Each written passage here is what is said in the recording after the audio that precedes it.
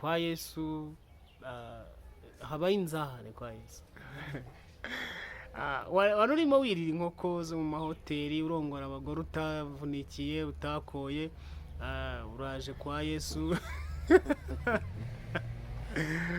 Uriya gukwa biravuna, gushaka umugore biravuna ukamukwa, wowe wirwaga urongora butakoye bari hanze.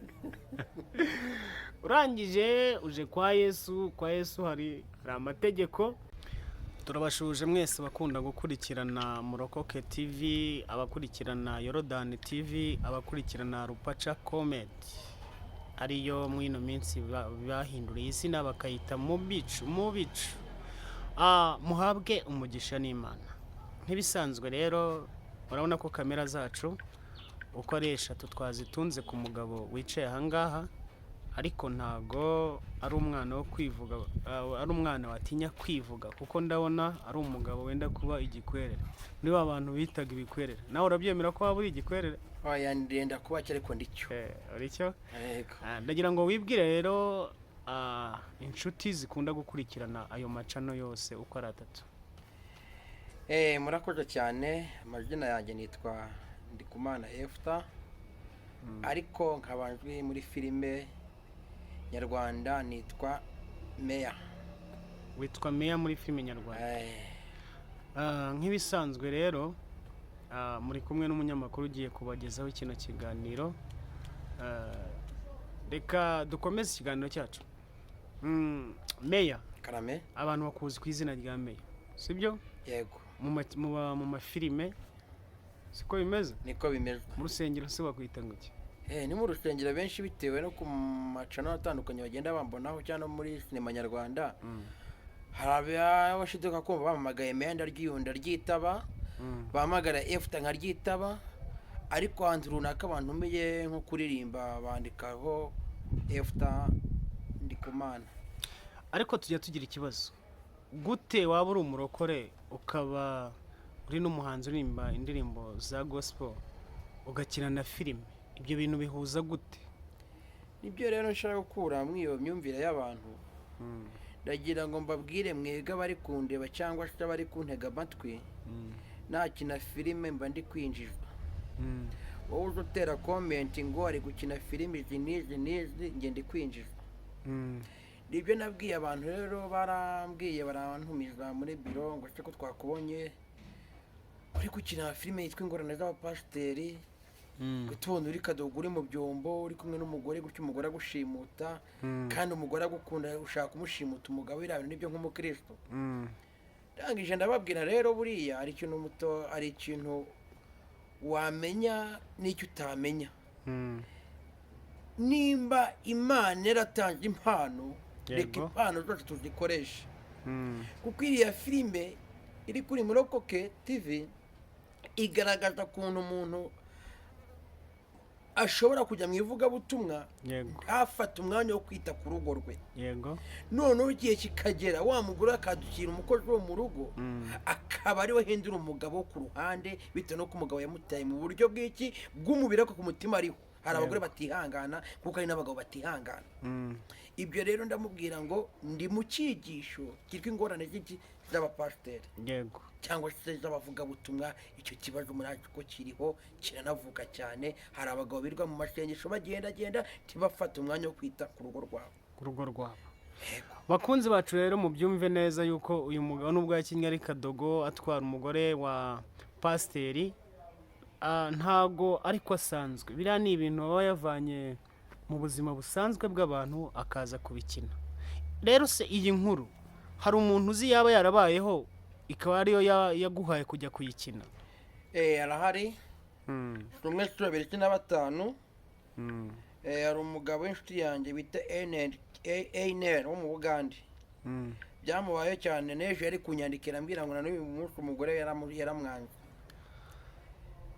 None se hari abantu batubwira yuko ntago kutakina filime ngo ube uri n'umurokore, ngo ube wuzuyemo umwuka w'Imana ukina nka ziriya filime zimeze kuriya. Ubihuza ute wowe kuba uri umurokore uri mu mwuka w'Imana, warangiza ugakina mwene ziriya filime ukumva nta kintu utakaje mu buzima bwa mwuka? abanyamakuru rero namwe nicyo nshaka kubwira abanjije amatwi namwe umuntu uje mikoro. Ijambo ry'Imana ryarambwiye ngo iyo ufite umutima utakurega icyaha ubasha gutinyuka imbere y'Imana. Haleluya. Njyewe ndasenga Imana, bana n'Imana, ngendana n'Imana. Ku ijambo ry'Imana nabwo rikongera kuvuga ngo abiborwa n'umwuka wera nibo bana b'Imana. Yego. Ari ubwo nkora ibyo bya filime ntago byatuma ntubaha Imana mu bumana bwayo. Ntago byatuma ntagenda ngo ntimbe indirimbo kuko ndi muririmbye murabizi. Abatera amakomenti rero abarokore cyangwa se twebwe nanjye nishizemo turacyari muri abakiri muri analogue. Akumva ngo ntiyafata ari ngo ajye kuri scene kine filime kandi iyo filime ariyo yakabashe kugira ute kuyikora kujya n'umwana wawe arye. Ngiye nkora filime kuko mu rwego rwo hejuru iyo musanga ahantu henshi bantu ko namwe mwantumiye ngo nje mvuge kuntu nkina filime ndi umuririmbyi ndi n'umurokore.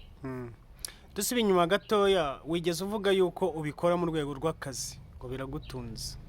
Mbwira ukuntu waba ukina filime, ese ubona filime muri no minsi urwego igezeho yabasha gutunga uyikina? Aya ntabwo filime iragutunga cyane. Urugero irantunze. Yego. Seka ntabwo ari kazi konyene nkora, ndi n'umushoferi. Yego. Ndi umushoferi, ndi umumotari. Iyo hamwe byanje hamwe ndafite ikiraka njye kumotara. Ubona se filime nyarwanda igeze ku rwego rumeze rute, rurashimishije? Unenga iki, ushima mwiki mu byo ubona muri filime? Aya ntabwo filime nyarwanda ntacyo nayinengaho, tugiye dutera imbere cyane. Turi gutera imbere, harabona avuga ngo nashaka bamamariza ariko mgiye kuvuga nka filime ingorane z'abapasiteri kuri Murokoke. Abashaka bayirebe bari ku filime iteguye, bahere ku gice cya mbere, cya kabiri, cya gatatu. Yego. Bari ibyo bice rero kundi biteguye none babishanishe n'ibintu biri kubaho. Bane banaje batere comment. Bajye banadutuka. Ibituce turabikeneye, abatuvuga neza turabakeneye, naho tuvuga nabi turabakeneye. N'abatunenga. Abatunenga nibo nshaka cyane. Nibo nshaka menye ngo ahantu ndahakora gute. Kuko biryo ineze menya kuntu ngenda, ariko ntago uzajumbuze gukina filime ngo nuko ndi umurokore. Hari ubuhamya wigeze utambutsa mu bihe byashize buvuga ukuntu waryamanye na nyokobuja, boss wawe ngo yari yaragiye i Burayi. Urumva ko bitandukanye n'ira filime yawe kinye kuri Murokoke TV? Na kariya kantu wena nshobora kuvuga agace kamwe nako kariho dakonye makuru bamwinjiriye cyane. Ariko nako nagasanisha nako buriya Murokoke ari igihe icyo gihe nari umusore ko n'ubundi naho yari yankwe ko ndayo nakoreraga nayajyanaga mu tuninja namanukaga buri wa gatanu nkigira Rubavu, umwana mwiza nkamuto nkari mu rubanuro nkamubona kuri mfite ikofi. Ntabwo rero wari kumwira ngo mfite amafaranga yanjye mbure kwihemba, ntibishoboka. Narayabonaga nandi buri wa gatanu namanukanaga cyane i Rubavu. Reka mbivuga muri iyo mvugo yabikigi kuko nukuvuga ngo nuni umugabo wiyimye apfa nk'uwiyahuye. Icyo gihe rero narihaga nk'umusore, ariko nyine yego mabuja nyine twaje twarakundanaga dufiringana nyine, ariko njya kankuna gisimbibona. Akanyere kutunda akagira utunangurira simbibona, umushara buri kwezi akanyongeza nje simbibona. Ntari nagira ute mu mutwe wanjye cyangwa ntari nacana ku maso, ahubwo kumbi we yaranshakaga, ariko ngewe nkigera hehe hirya ku ruhande mu bandi bana mu bindi bikobwa, we simenya ko mabuja akanamfuhira cyane.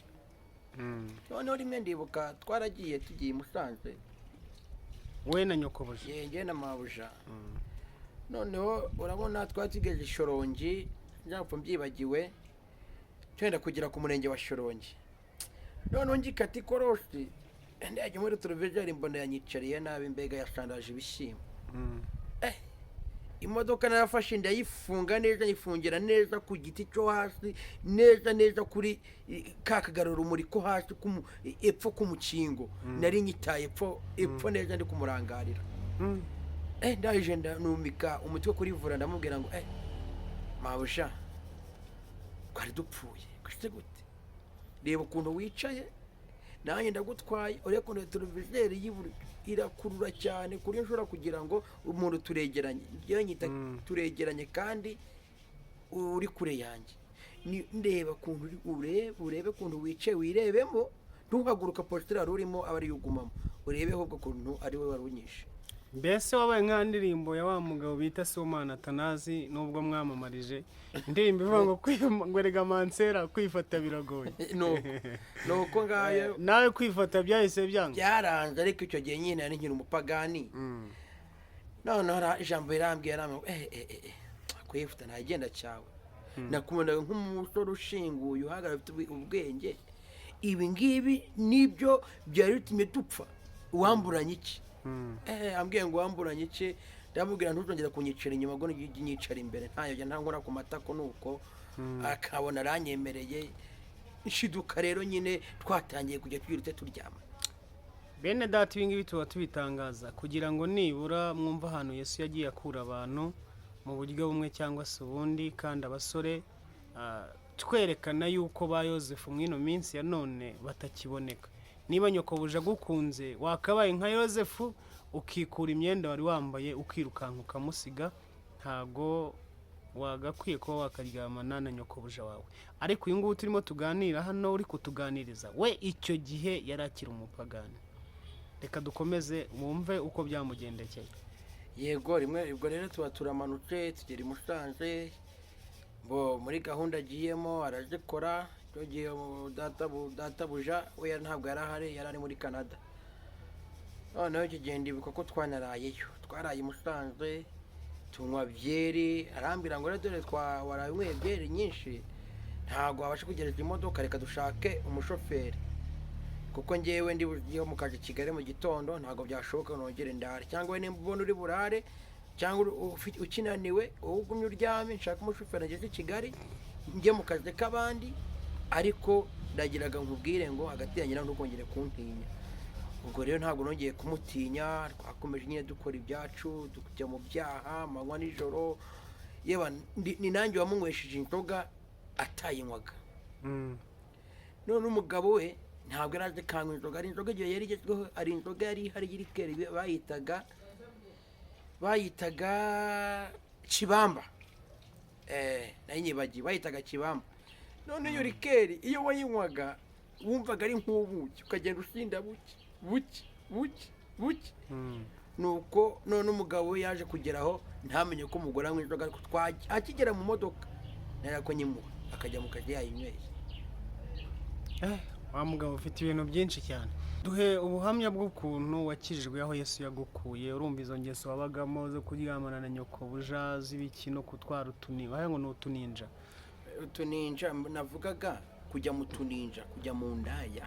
yego urumva no kujya mu ndaya rero urumva ni ikindi kibazo. rero tubwira aho Yesu yagusanze kugira ngo ibyo bintu bivemo. ndabyibuka icyo gihe nari ntuye ku Muhima 2012 hari saa 8 noneho nari nicaye mu rugo noneho ndimo ari umuhungu twabanaga ariko yari afite Bibiliya arimo soma Bibiliya ngiye kumva nk'uwigobeka gatoya cyangwa uryamaho buke ngiye kumva ijwi riraje rirambwira ngo byuka unkorere. ndanegirije mbyuke ngukorere ndetse kumbwira gutya naho ndabyuka ndeba umuntu tubana ndamushaka ndamubura ndongera ndaryama ngo byuka unkorere. noneho ndabyibuka ko umuhungu naramubwiye ngo byangendekeye cyo numvishe gutya na gutya arambwira ngo narakubwiye ngo wowe n'ubundi bitewe no kuntu tuganira n'amagambo y'Imana Imana izaguhamagara iryo ni ijwi ry'Imana ahubwo mu gitondo cyo nkujyane muri twibature. kuko nararyamye sinjye warutse buke. ubwo byagenze nko mu gihe cya Eli na Samweli nawe ngo Imana yamuhamagaraga yarangiza akajya kwitaba Eli aho yibereye. nawe wumvise ijwi riguhamagara ujya kubaza umusore mwabanaga. narabimubwiye arabimbwira ngo njyewe none akimara kumwe turajya gusenga mu gitondo nagumye ndeba ku isaha ndeba Imana buracyaryari numva ibyishimo ni byinshi numva nkumbuye kujya mu nzu y'Imana. nibwo nagendaga ku rusengero hari mu gitondo saa 12 kumwe abandi bashoza nibature njyewe nareka mbona no mwigisha ndambwira se wasengeye mwaturira ibyaha byose. ndamwaturira ndapfukama yo kireka icyo ntakoze cyo nibagiwe niko nawe ntayimubwiye byose ndabimubwira nje aransengera arangije arambwira ngo ku cyumweru nimba uzaze hano tugusengere uniga igice. yego mba ndagiye ku cyumweru nabwo barigishije ndagiye baraduhamagaye ndapfukama nabwo baransengera njya kwiyandikisha mu gice. nyamara kwiyandikisha mu gice ndagenda ndigira umubatizo ndabatizwa, Uwiteka abana nanjye, Uwiteka arankomeza ko mbatizwa ariko nanuzura umwuka wera. nuzura umwuka wera ubu ngubu muri make ndashima Imana. ndashima Imana yankuye muri ibyo byose, inkura mu byaha, inkura muri utwo tuninja, inkura mu kabare, yewe ntacyo Imana itankoreye. niyo mpamvu rero nabwiraga cyangwa abadukurikiranye n'abari kundeba kuri izi mikoro ya Yorodani TV cyangwa Rupaca TV, Murukoge TV, nagiraga ngo mbabwire ngo urubyiruko, abasore ntimugashukwe n'irari ry'iby'isi. yego hanze hari ibishuko ushobora kubona abanyarwanda bavuga ngo ibyera byose ntabwo ari amata. jya ubanza utekereze kabiri kuko ngo burya ngo umunyabwenge arumva agatinda gusubiza cyangwa se kuvuga. niyo mpamvu urubyiruko cyangwa se abajeni bariho ubu ntibagashukwe n'umuntu akazakubwira ngo nyifite ibi n'ibi, ngo umuntu yagukunze akujyane mu byaha. jya wirinda umere nka Yozefu, ugume ku isezerano ryawe, kuko icyo nabonye ni kimwe. iyo umaze kwakira ubugingo bubonerwa muri Kristo Yesu aguha umugisha. Imana iguha umugisha. iyo wayakiriye iguha umugisha. iyo wamenye ko ari amaraso y'Uwiteka afite umumaro, Imana iguha umugisha. ntagire rero abumva ubu buhamya cyangwa ibinaciyemo. njye nari ndi mu gicuku, nari ndi mu kibaya, nari nakagera ngo njye hirengere menye Imana. niyo mpamvu ntakifuza ko ntabwo nashaka ko ari umuntu waca mu byo naciyemo, ahubwo yegera Imana asenge cyane, Imana izamwereka inzira. iyo ubanye n'Imana ikwereka inzira, igendanye n'Imana ikwereka inzira, Imana iguha amakuru. iyo usenga Imana iguha amakuru ikakwereka icyo gukora. ntugashukwe. usanga umukobwa arashukwa n'abagabo bariho ubu, bagusanga ndakugurira imodoka. hari abakobwa bagurira imodoka pe, barahari cyane. umugabo agushuka kugurira imodoka, kumva utazi icyo gushukira, utazi icyo gushaka, nta kindi wese kugira ute kuryamana nawe. dusubiye inyuma gatoya se, wakijijwe ukibana na nyokobuja ugikorera wa mu nyokobuja wawe, cyangwa wari warahavuye n'ubundi? urakoze cyane. Imana iwe mu ijuru iguha umugisha. wanakijijwe icyo gihe yari amaze ukwezi agiye, twari tumaze ukwezi dutandukanye. ubwo se abantu ntibakumva yuko n'ubundi utari ukijijwe? impamvu batekereza uko ni uko n'ubundi wakugushaga muri ibyo byaha, waguhaga amafaranga, wagira gute yari amaze kugukurwaho agiye. abantu bakaba batekereza ngo n'ubundi ntabwo wari ukijijwe, ahubwo nuko sapoti yawe wari uyikuweho n'ubundi. oya, ntabwo nari nyikuweho kuri konti, ntabwo ari kumitira na miliyoni 5. ntabwo ari kuyankubitira kuko n'ubundi abo naryamanaga nabo babaga bahari, kandi nta nubwo ari we mugore wenyine naryamanaga nabwo, twaryamanaga nawe namucaga n'inyuma nkajya mu bandi. ariko amafaranga niwe wayaguhaga? yayampaga nayakoreye, kandi we twaryaminiraga n'ubuntu, ariko mu bandi nayajyanagayo yampembye. ariko yaguhaga arenzayo umushahara? yaguhaga yuko uri umukozi we, akaguha n'ayuko uca inyuma ya shobuja? niba mbivuze neza mu kinyarwanda mumbabarire, ariko urumva ko yabaga aguhaye ku cyubahiro cy'umugabo we, akaguhemba n'amafaranga? ibyo ndabyumva cyane. yarampembaga, yampaga amafaranga y'umushahara, ariko bitavuze ngo ni uko kimara kugenda we nakiriye Yesu Kristo. oya, yasubiza n'aka kantu, yaguhembaga umushahara akaguha n'andi mafaranga ku ruhande arenze umushahara. n'ubundi uzarebe, iyo uhaye umwana cyangwa umuntu agukoreye ikintu uramuhemba ukanamushimira. yego. ubwo rero yaranshimiraga akanambera. bivuze ngo iri shimwe wahabwaga niryo wajyanaga mu bandi bagore? iri shimwe nahabwaga nta nubwo nabo ngo narijyana. yego, birashoboka ko naho narijyanagayo, ntabwo natera komeni ko narijyanagayo, urashituka nawe nayakoze kuko nayakoragaho cyane. ariko bitavuze ngo nicyo nari ngendereye, ahubwo bitewe n'uko nahamagawe n'Imana. niyo yampamagaye ibona ko ibyo ahubwo ngiye kujya nakinjiramo ntamureba nibyo bibi. ariko nta akazi wari umaze gukurwaho, akazi ntako wari ugifite? ariko nari mfite akandi nakavuye, nshyigiye muri umuntu nawe uba mu Mutara. niwe natwaraga, yaragiye anshigira muri umunara w'umuganga mu Nyagatare, niwe natwaraga. ubwo wakijijwe n'ubundi uri gutwara uwo murumuna uwo murumuna we yegitoke. Urumva ko rero ubundi bakajana ringa afite amafaranga nyafite, ahubwo Uwiteka yabonye ko ejo nzapfira mu byaha, arambwira ngo Efta ava mu byaha. Imana ishimwe kuko igira igihe cyayo, buri igihe cy'Imana gitandukanye n'igihe cy'abantu. Niyo mpamvu utakiri utotinga umuntu umubwira ngo kizwa, ahubwo isaha y'Imana ku muntu yigeze arakizwa. Yego, Imana ishimwe rero kuko yagukijije, yagukuye mu utwo tuninja nk'uko uri kuvuga, ikagukura no kwirwa uca inyuma nyokobuja, shobuja. Twihuse umaze gukizwa Meya, kuko numvise umbwira ngo witwa Meya muri filime, ubundi amazina yawe ni Efta.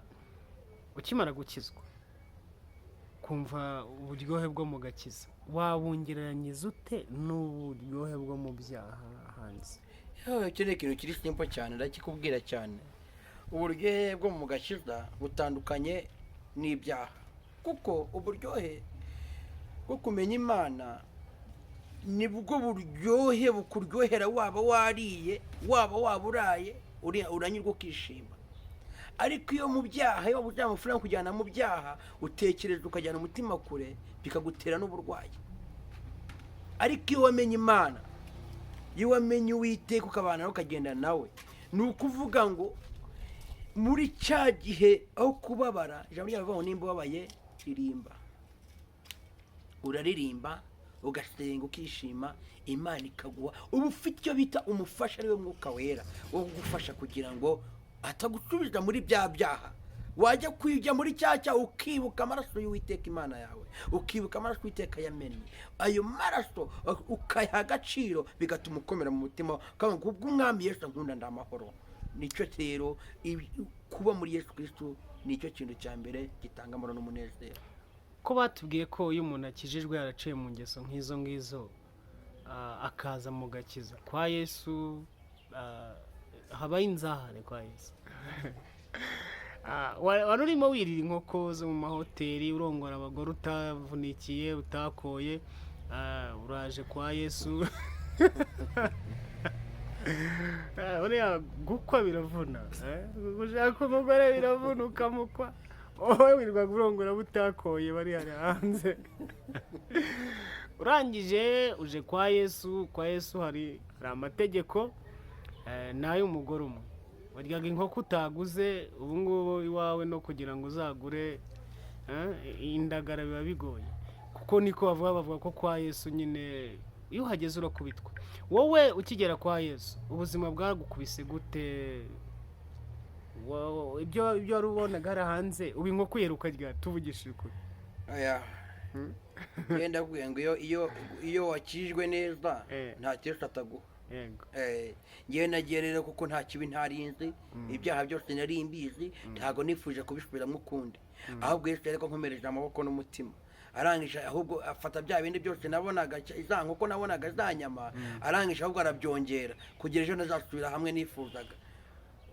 Wewe uri umunyamugisha. Bivuze ngo uri hariya hanze wagurirwaga iby'ubuntu, ugeze kwa Yesu ubona ubushobozi nawe ukaba wabigurira abandi cyane. Ahubwo nanjye nabagurira, ahubwo abanyamakuru ngo utume ngo nabyo ni wanjye gutya, urye ku nkoko pe irahari.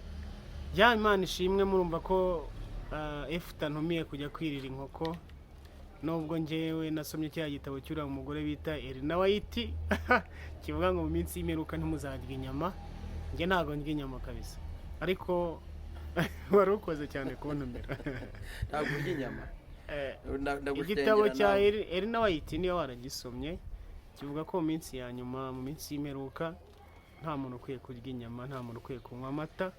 Kandi nawe urabibona ko inka ntago zikirisha, inka ntago zikibasha kugera mu rwuri, ahubwo inka z'uyu munsi wa none zirya ibyo urya urazisigariza wowe.